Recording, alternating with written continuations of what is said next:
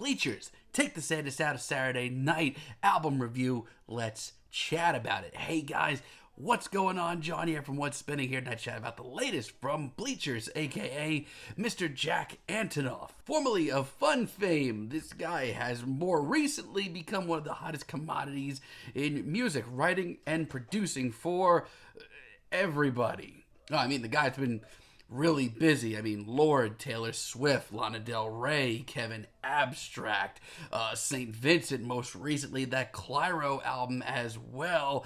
The guy's been a little busy. Now, his Bleachers project has one that's been always kind of interesting to me, but has also been very hit and miss.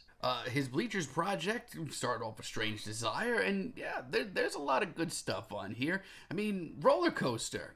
I'm also just a big sucker for big 80s sounding pop ballads. However, some of the deep cuts here had me worried. I felt like maybe Jack wasn't putting as much effort into his music as, a lot of the other things that he was working on. And his follow-up album, Gone Now, is just an immensely, eternally frustrating album. When I say that this album contains some of the best pop singles, not only of the year, but of the last few years when it came out.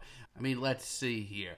I Miss Those Days, Everybody Needs Somebody, The Gargantuan, Don't Take the Money, which ended up being in my top 20 singles of the year. Hate That You Know Me. This album was an absolute treasure trove of indie pop. However, some of the deep cuts on here were incredibly frustrating because of just how bad they were. They showed Jack going down the rabbit hole of weird singer, quaint songwriter, a la Harry Nilsson.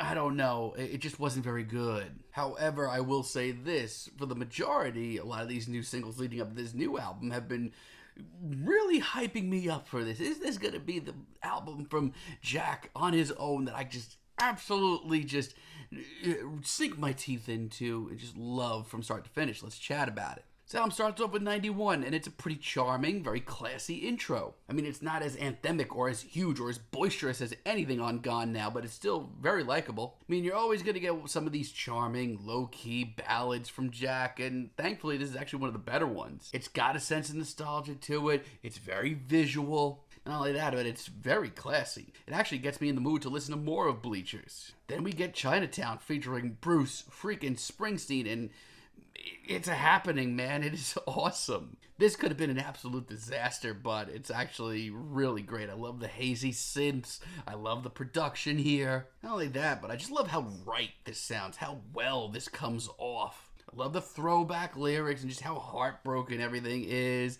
This is a great throwback track. And let me tell you, yes, it is cheesy, but somehow it could have been unbearably cheesier. And every time this chorus rolls around, I just can't help but belt it out. This is awesome. How dare you want more, on the other hand? It's just likable all around. I mean, come on. How could you be in a bad mood listening to this track? It's so bubbly. It's so full of life. It's so catchy. Not only that, but it's just so passionately performed. I mean, songwriting-wise, it's nothing to shake a stick at. It's certainly not one of Jack's better written tracks. I mean, I'm still baffled by that sometimes. I mean, he does seem to put a lot of effort into songwriting on other albums he works on. Sometimes a little shaky on his own, but this is a really great track all around. And for a deep cut, as far as a deep cut goes, Big Life, one of the best tracks here. I love the Twilight production and the hazy synths once again. And while vocally, I think there are some weak spots, overall, I think Jack covers himself pretty well here. I mean, if you like big, throwback-sounding indie pop, this is just so obviously between the wailing guitar and the pounding drums. This is great. Now, I will say this. I think that this is overall one of Jack's more consistent albums, actually, but man, some of these cuts, just when they get bad out of nowhere, they get so bad, like Secret Life featuring Lana Del Rey. What a disappointment this is. Obviously, these two have had chemistry before in the past, but this is boring beyond words. Not only is it the worst track here, it's easily one of the most uneventful tracks from Bleachers I've ever heard. This ho-hum ballad is just so goofy, and Lana's performance is barely even felt. And 45 hasn't really hit me very well since it first dropped either. It's passionate for sure, but it's just not the kind of music I usually go for from Jack. And I'm really iffy on Strange Behavior as well. Like, come on.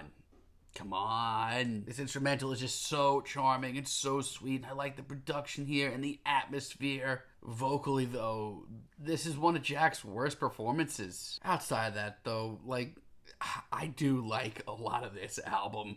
I mean, Stop Making This Hurt. This is the best track here. I love how bouncy it is, just how easy this is to take in. The horns, the wailing guitar, this is so right. I mean, yeah, shocking. Jack Antonoff can write very catchy, enjoyable pop rock. This is nothing new. It doesn't get any better than this. I really love Don't Go Dark as well. There's almost a Killers vibe to this track, especially like as far as their last album goes. From a performance stance as well, this is next level for Jack. And just so passionate.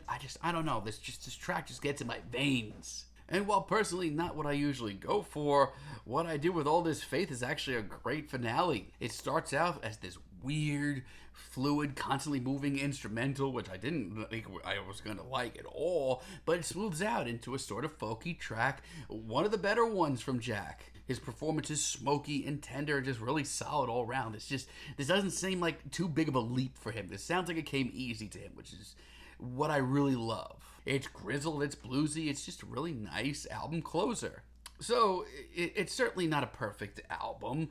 When this album gets bad, it gets really bad really fast. However, Jack Antonoff can write catchy pop music. This shouldn't be shocking to anyone. The singles here are massive. This is some of his best singles to date. As a matter of fact, as far as a consistent album goes from him, it's one of his better ones on his own. I mean, if I had to really nitpick, yeah, some of the singles were a little underwhelming, and B, I wish this album was longer. I mean, it's 10 tracks, 35 minutes. It's been like 4 or 5 years since we've heard from him last.